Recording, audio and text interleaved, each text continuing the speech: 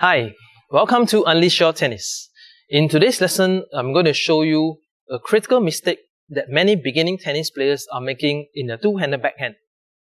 Alright, by correcting this critical mistake, you are going to develop a smooth and fluid double backhand. Are you ready? Let's dive into today's lesson. Alright, so the mistake that I spotted among beginning tennis players is that when they're learning the two-handed backhand, the mistake that they make is on a backswing, they tend to bring the racket close to the shoulder this way. Alright, from the side view, it looks like this. Alright, so when they start the backswing, they straight away bring the racket up towards the shoulder. Alright, probably you have seen it or probably you have experienced it yourself. Now the problem with this backswing is it causes you to have late contact. Alright, because your racket is so close to the body, and eventually your contact point will not be good because you'll end up keep jamming yourself. Either the ball is coming too close and you don't have time to release the racket to have a clean contact. Alright, so right now what I'm going to share with you is what is the correct way and how you're going to overcome this mistake. Alright, to overcome this mistake, alright, first of all, I want you to check the grip. Make sure you're holding on the double backhand, okay, using the correct grip. Now your non-master hand, okay, should be holding on to a forehand grip.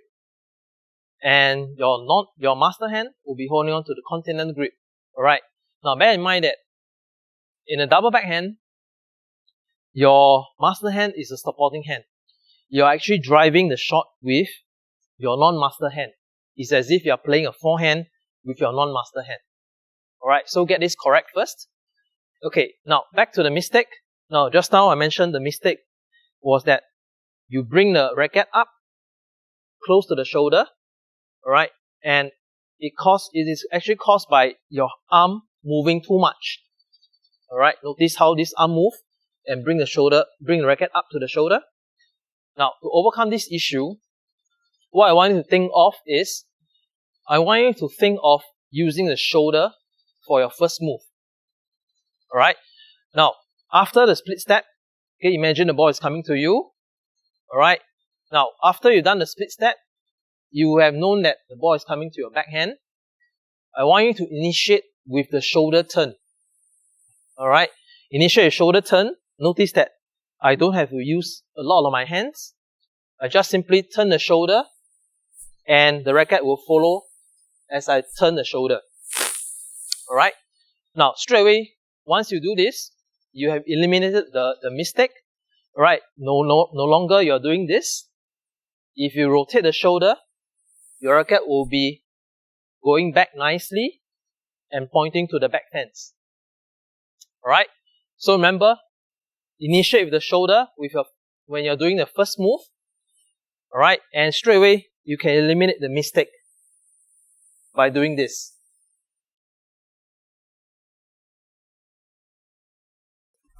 Alright, to practice, the first thing I want you to do is to get a partner and do some drop feeding for you so they can practice the backswing and then the contact point. Alright, so to start off, you can actually perform the backswing first. Start off with the backswing. Make sure that the racket is pointing to the back fence. Alright, as you can see from the side angle. Alright, my backswing is here. My racket is pointing to the back fence. Alright, so if I'm hitting this direction, alright, I can start off with my backswing and get a friend to drop some balls for me to hit. Alright, so it looks like this. Let me demonstrate a couple of balls. Alright, so drop feed. Okay, again. So drop feed, pull back, go. Alright, so after about 10 balls of practice, okay, the next thing I want you to do is to perform shadow swing with movement. Alright, and I want you to add on a split step. Okay, so it looks like this. I want you to perform a split step and practice the first move with the shoulder. Alright, now this is on the assumption that the ball is coming to your backhand. Alright, you see the opponent is going to hit and you perform a split step. And after you have landed the split step, the ball is coming to your backhand. Alright, and you want to initiate with the shoulder turn. Alright, remember, shoulder turn, and you don't have to do much with your hands. Okay, so I have placed a ball here for me to practice my shadow swing. So I'm going to move to that ball. Alright, so split step, shoulder turn, hit, alright, recover, split, move, go, split, shoulder turn, and I practice this. Alright, now once you are comfortable, once you are done with the shadow swing, now get a friend to toss feed a couple of balls for you to practice the movement and the hitting. Right, now remember, this is a critical mistake for the two-handed backhand. Alright, if you remain this mistake in the long run, your double backhand is not going to be smooth and fluid. Alright, so it is crucial for you to change and correct this mistake as soon as possible.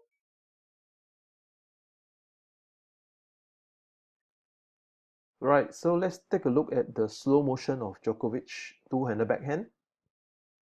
Right now, since this lesson is on the mistake of the backswing, we'll just focus on looking at the backswing of Novak Djokovic and use him as a role model to learn the correct backswing.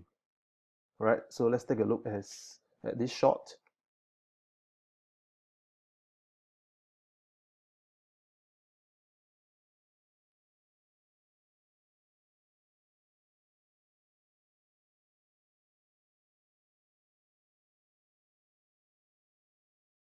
Okay, I'm going to play it again, and this time around I want you to focus on his shoulders and his hands.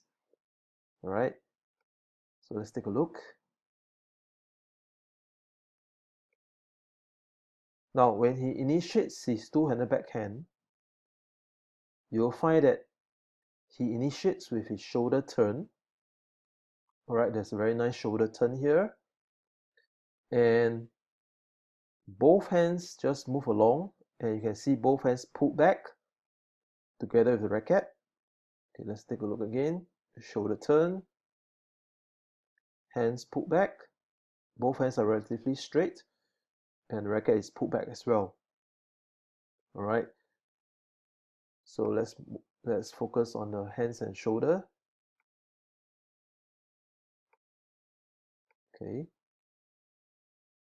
Now, so over here you see shoulders are turned, body facing sideways, two hands relatively straight, and the racket is pointing towards the back fence. Right? So I also want you to see that there's a gap here between the shoulder and the racket. Now earlier on I highlighted some mistakes made by tennis player is that the racket is being rested on the shoulder during the backswing. Alright, so as you can see from Djokovic backswing, right, this is a very nice preparation for a solid backhand stroke. Right, so shoulders rotated, two hands pulled back, and the racket is pointing to the back fence. So do take note of this backswing preparation. I want you to be aware of this tip so that your double backhand can be more smooth and powerful. Alright, so go ahead and practice your double backhand, and I'll see you in the next lesson.